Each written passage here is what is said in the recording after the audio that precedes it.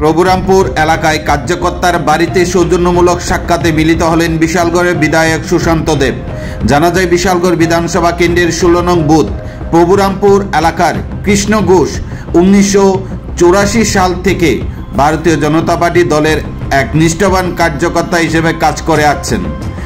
মঙ্গলবার বিকেল 4:30 কৃষ্ণ ঘোষের বাড়িতে সৌজন্যমূলক সাক্ষাতে মিলিত হন বিধায়ক সুশান্ত দেব।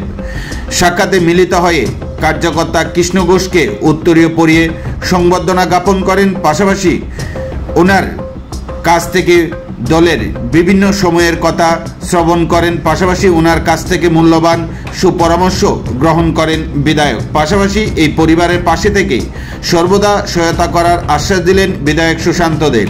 বিধায়ককে কাছে পেয়ে অত্যন্ত খুশি কার্যকর্তা কৃষ্ণ ঘোষ।